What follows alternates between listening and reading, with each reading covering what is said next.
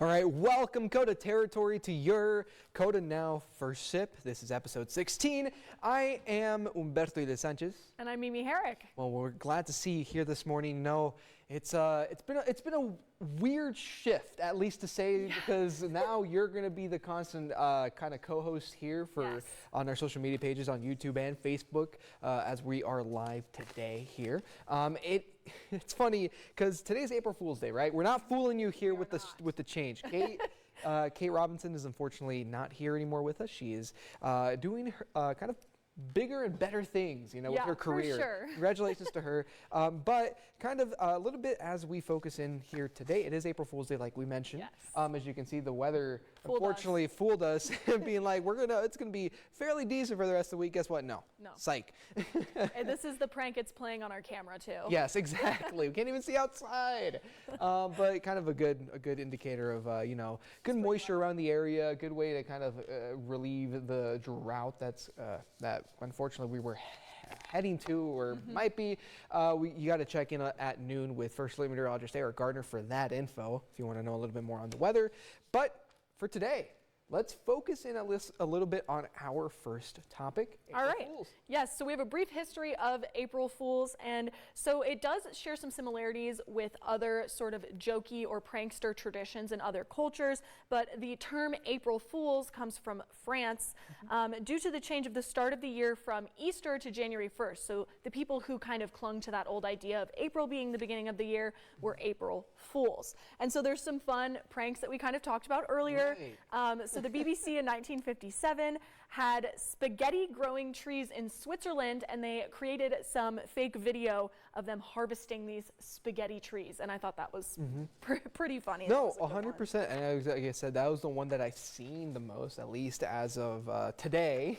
It's the spaghetti one, just because I was sometimes every now and then on April Fool's or April 1st, I like to kind of watch April Fool's Day videos and pranks to see how people are kind of celebrating the day. It's funny to see, especially with the the big networks, the big shows in general, because they usually have a really cool April Fool celebration going on. And kind of wish we could do that here. I wish we could have thought of something ahead of time, but just because timing and scheduling wise, we couldn't think of anything. For sure. We promise we're creative. It's just we can't think of things on the fly. Day of. But I mean, Eric got me pretty good this morning. I walked into the studio and he told me the show was starting 15 minutes earlier than it normally does, and he did get me for a quick second there. And I was like, what? It was pretty funny. Some other, interesting historical ones. Another one from BBC. They had an interview with a professor who invented smell-o-vision, and they even got phone calls after that broadcast of real people saying that they could smell their TVs. So they got pretty good. And then the final historic one that I have pulled up here is Taco Bell in 1996 said that they bought the Liberty Bell and that they were renaming it to the Taco Liberty Bell. So, yeah. Well, hey, that would have been interesting. Do you have any fun brand pranks that you're looking forward to at all this year? Not really. I'm gonna be honest with you. I feel like I just go with the flow. Whatever brand has the most popular prank today is what I'll end up seeing on my social media page. Is what I'll watch. I'm looking forward to Duolingo. I feel like they always have they always have a good one. I guess it also depends on the region for Duolingo too, because I know various regions have a different way to celebrate it. I know that recently the U.S. Duolingo bird, didn't it die? Yes, and then I believe a European, I forgot which European country Duolingo had it, but they kind of revived the bird. Yeah. And I was like, what is going on? I thought, and then I looked at it, it wasn't even here, it was from a European country. I know the Japan Duolingo bird is very muscular. Yes, I have seen that on TikTok. Funny. But it's different things, and I'm excited to see what other brands have. And I know you mentioned here, some of the more common brands that are known for their April Fool's pranks, Bush Beans, canned jelly beans, Super Platform. That was a really funny one. Yeah. I thought that the canned jelly beans was hilarious when I saw it. I think it was last year, maybe 2 years ago. And then another funny one that I saw that I really liked was the milk jug gallon of Aquaphor, because I need that always. I love Aquaphor. That is my #1 used product. Well, you know what? Hopefully we see more of those, and hopefully Next year we have these answers for you better, and we actually have an April Fool's prank going on here. Yeah. Well, we have time to prepare. We'll cook one up. Yes, we'll cook one 100% up. cook one up. Unfortunately, out of the stove. We don't want to burn anything. Yeah. Well, talking a little bit about, kind of if pranking isn't your speed, maybe reading and relaxation is your speed. Bibliotherapy is in, books are in. I know it's a big thing. I know a lot of people on Book Talk, as it calls for those TikTok viewers. I'm 100% on Book Talk, and I'm a huge reader, so I'm all about this. Yeah, so really quickly, what exactly is bibliotherapy? Well, according to Psychology Today, bibliotherapy is a therapeutic approach employing books and other forms of literature, typically alongside more traditional therapy, to support a patient's mental health, which means, kind of while you're maybe in that therapy session, they'll hand you a book, and as you're doing that therapy, you're kind of reading or kind of multitasking here and there. Or in general, what that could mean, they give you a book that you could probably read throughout the day or throughout the week or however long it takes you to read a book, and sit down, log off of your phone and technology and just read a book. I think, that's the most important part for me, honestly, is you see this. I bring my Kindle pretty much everywhere. I always have it in my purse. I'm reading at my desk a lot. But like taking 10 or 15 minutes to just really disconnect for a second and check in and be like, okay, I am not in the real world. I am in fantasy land of fun, cool things, not, doing my everyday life and job if that's stressing you out. Right. No, and something really cool is that a Massachusetts licensed clinical social worker, she actually kind of gave us a little bit of tips. So the way that she interpreted it, the way that she looked at it was, what can books kind of offer us, right? Well, when it comes to your emotions, especially with bibliotherapy, when it comes to your emotions, it teaches something about ourselves, right? So if you find yourself often like getting really invested in a book and really invested in characters, it kind of has that powerful effect of making you emotional, maybe cry, maybe feel angry for something that happens in the book, right? Or the plot of the book. So it's really cool to see how, certain studies are going on right now, especially with another study that I read was on goodtherapy.org. Kind of, if readers find themselves connected emotionally with certain characters, maybe that is a good way to kind of consider what makes you connected to that character. Makes you think a little bit more, not only about the book, but more about yourself as well. Realizing maybe some emotions you never thought you would feel, because some of those settings or some of those plot points in the book are definitely things that don't happen in real life, right? We're not going to have a dragon come in through the studio. And no matter how cool and awesome that would be. Yes.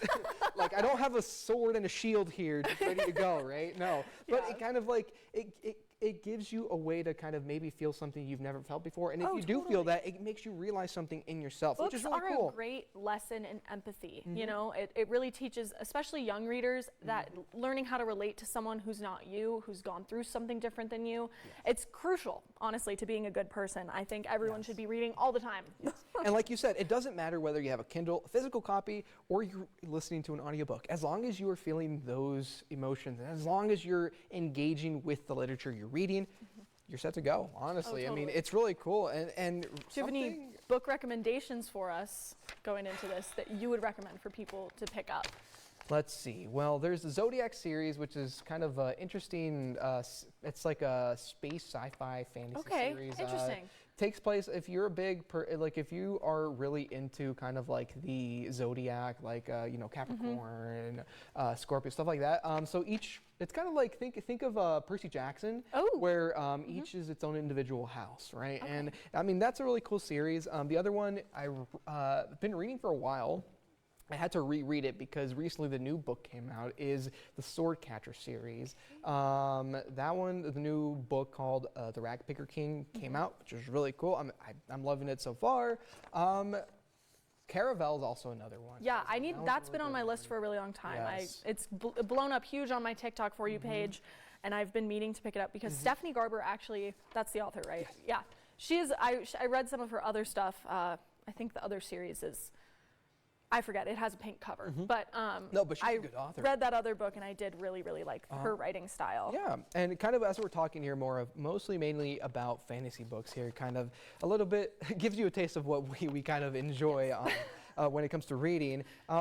it kind of, should you set goals, and does the type of book matter? No, type of book does not matter. As long as you're enjoying it, maybe try to gear a little bit more toward fiction. Those ones kind of give you a little bit more of a fantasy outlook. Yes, escapism. But also join book clubs. That's a good way to kind of get, kind of indulge in more books. You find out more about certain ones, and maybe one of them catches takes your interest and you go with it. Sorry. But stuff like that and whatnot. But as for the goal aspect, yes and no. So you should set goals in the sense if that will help you. If you are a type of person that you know that you need goals to kind of be able to enjoy a book, then go for it. If not, don't worry about it. Go at your own pace. Not only does it help you not stress out about not reaching that goal, but it also helps you enjoy more about that literature. And on that goal setting note, I know it can seem really intimidating if you are on the reading side of TikTok or Instagram or Facebook or whatever social media. Some of these people, it is their full-time job to read, so reading 100 books in a year is no problem for them. If you're someone who's only going to read 2 books this year, that's better than reading nothing. Exactly. So. No, and thank you for bringing that up because that is a good point. But some of the, if you're interested in learning a little bit more, some of the sources I use was Psychology Today and GoodTherapy.org.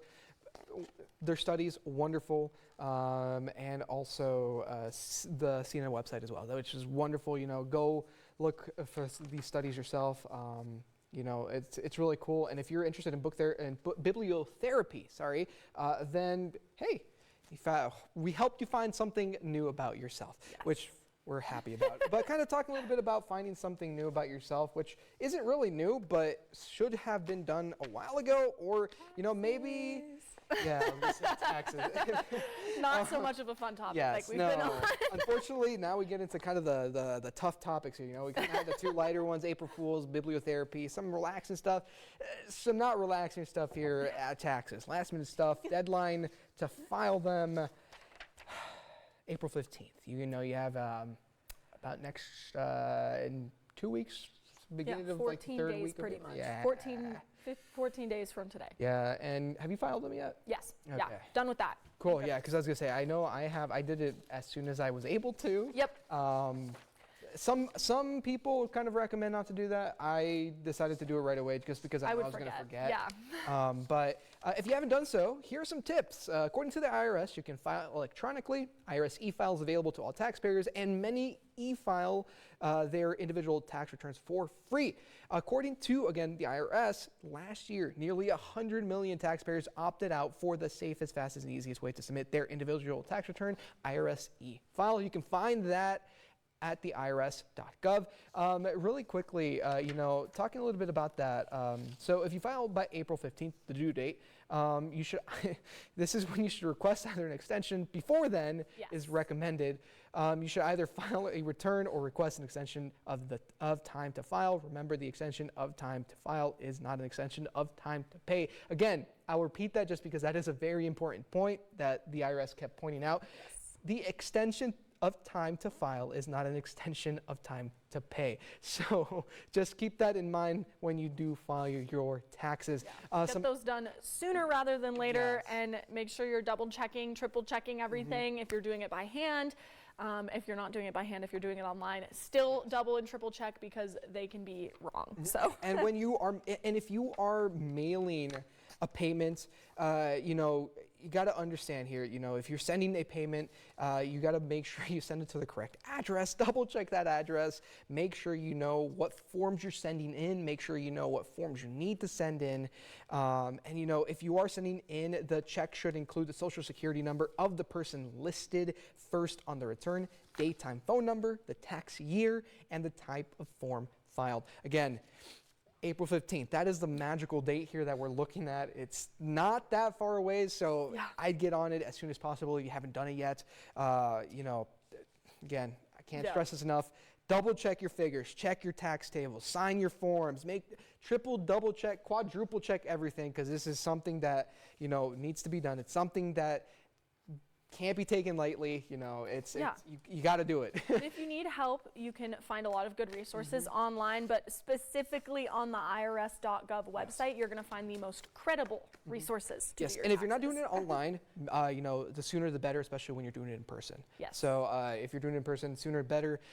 Don't just wait until April 15th, because then you run into the problems of being too late. Yeah. Some other issues, place might be closed. You know, you might forget that day as well. So, and then you run into other issues, the more serious issues that you don't want. But yeah, so if you are doing it, again, you can ask for help at irs.gov. You can also have look at the plethora of sources around town, whether it's here in Rapid City, Spearfish, Lee Deadwood. There is plenty of people here ready to help you find out how you can file, easiest way to file, and help you get that tax return or help you pay those taxes. Yeah, and now we're going to just go right into our next topic, which is also a little bit more serious, but does have a positive twist at the end. According to the State of the Birds 2025, which came out, I believe, 2 weeks ago now, grassland bird populations are down 43% from 1970.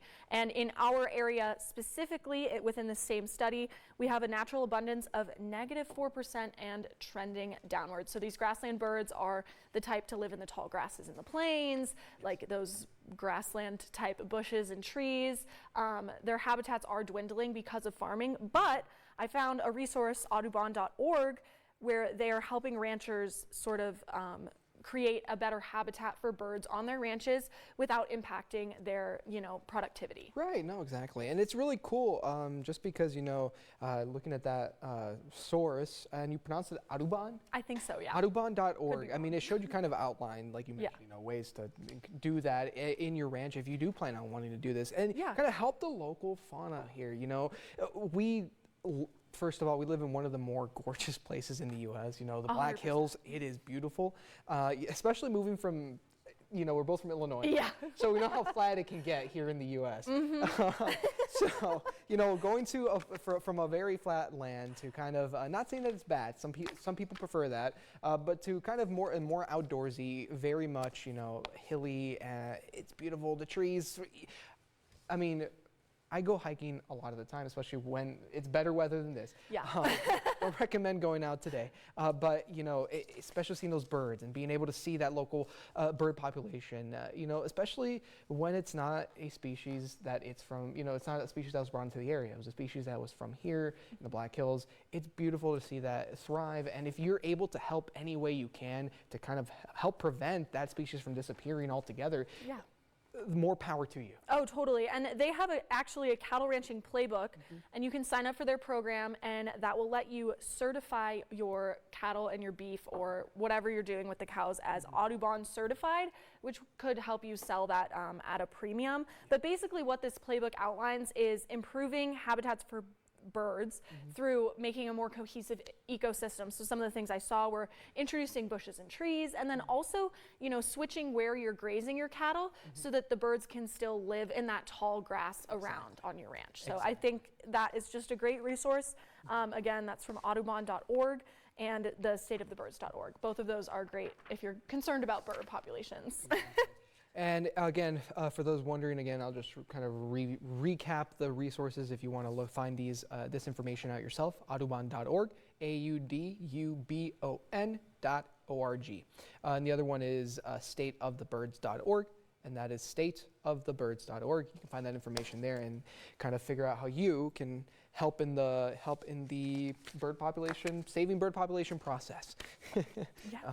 But with that being said, thank you for joining us here on Good Sip today, this nice, wonderful April 1st Tuesday. We hope it gets better. We hope you have a wonderful rest of your Tuesday morning. As for now, I'm Humberto Iles Sanchez. And I'm Mimi Herrick. We'll see you on Thursday.